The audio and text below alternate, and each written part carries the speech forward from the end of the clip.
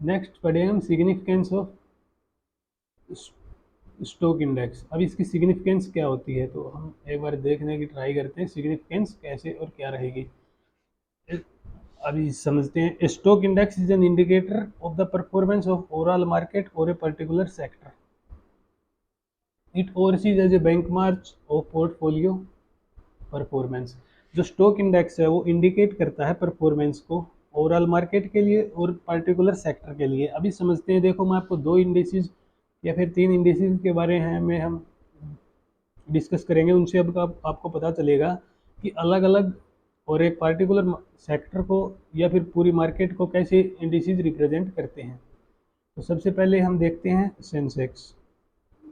Sensex के अंदर 30 stocks हैं ऑफ इंडियन मार्केट के रहेंगे and which is traded under BSE. ये बीएसई का इंडेक्स है, बॉम्बे स्टॉक एक्सचेंज को रिप्रेजेंट करता है सेंसेक्स। फिर आता है जैसे निफ्टी 50। निफ्टी 50 क्या हो गया, ये एनएसई का इंडेक्स है और ये इंडियन शेयर मार्केट को रिप्रेजेंट करता है।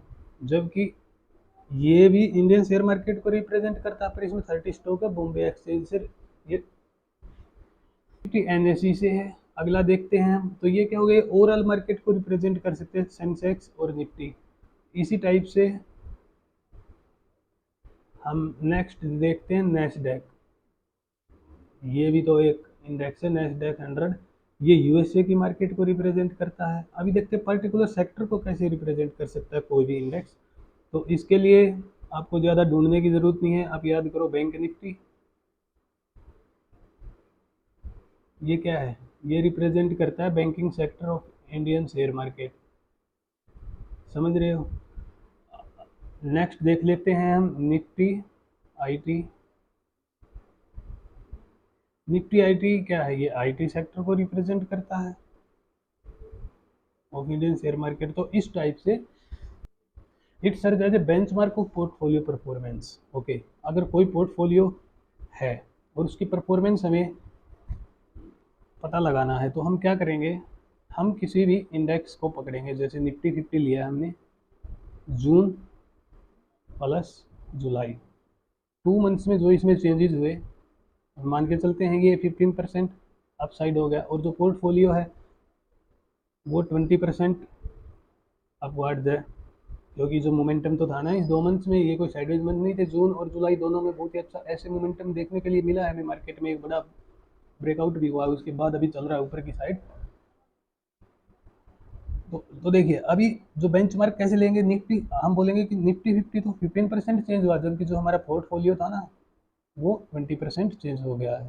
तो ये बेंचमार्क के लिए काम आ सकता है। नेक्स्ट देख सकते हैं। अभी जो इंडिसेस होते हैं ना वो कैसे काम करते हैं, उनके ऊपर एक एप्लीकेशन होती है डेरिवेटिव्स की, अंडरलाइन की। ये जो भी फाइनेंशियल एप्लीकेशन होती है डेरिवेटिव्स की, हम इसके डेरिवेटिव को यूज़ कर सकते हैं अपनी पोजीशंस को हेज करने के लिए या अपने खुद को रिस्क को कम करने के लिए, खुद की पोजीशंस को प्रोटेक्ट करने के लिए। एक तो ये होगी इसकी एप्लीकेशन। सेकंड देखते हैं, हम इसमें ट्रेड भी कर सकते हैं, जैसे स्पेकुलेशन हो गया, ट्रेडिंग हो गया, ये सब।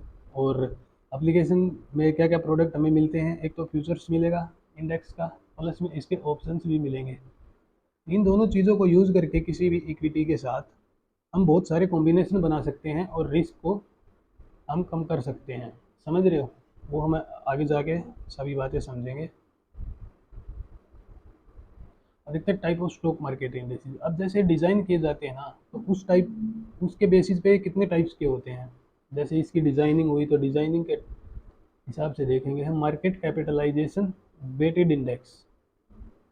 मार्केट कैपिटलाइजेशन वेटेड इंडेक्स, इसमें क्या रहेगा, किसी भी स्टॉक को एक वेट दिया जाएगा जो उसकी मार्केट कैप है उसके अकॉर्डिंग। जिसकी मार्केट कैप ज़्यादा होगी उसका वेट भी ज़्यादा रहेगा इंडेक्स में। ओके, समझ रहे हो। अभी जैसे हम मान के चलते हैं रिलायंस। रिलायंस 35,000 CR, ये इसकी मार्केट कैप हम एक बार ले सकते हैं। जबकि SBIL लेते हैं, इसकी मार्केट कैप वैसे मान के चलो 15 1000 CR ये है। तो जिसकी मार्केट कैप ज़्यादा होगी, मान के चलो एसबीआई की कम है और रिलायंस की ज़्यादा है, तो इसका वेटेज ज़्यादा रहेगा इंडेक्स में, इसका जो है एसबीआई का ये कम रहेगा। समझ रहे हो, इसका वेटेज ज़्यादा रहेगा according to its market cap. आगे समझते हैं। मार्केट कैप क्या होता है एक बार ये देख लेते हैं। तो मार्केट कैप किसी भी कंपनी की जो मार्केट वैल्यू होती है ना, वही होती है जो मार्केट में किसी कंपनी की जो वैल्यू हमें दिखाई दे रही हो, मार्केट कैपिटलाइजेशन हो गया। जैसे नंबर ऑफ शेयर हैं अभी फ्री फ्लोट के लिए 5 लाख शेयर किसी भी कंपनी के हैं और उसके 1 शेयर की वैल्यू 120 है, तो हम इसको इधर से मल्टीप्लाई करेंगे तो उसकी मार्केट कैप कितनी आ जाएगी, 600 लैक्स। समझ रहे हो, ये मार्केट कैप होती है।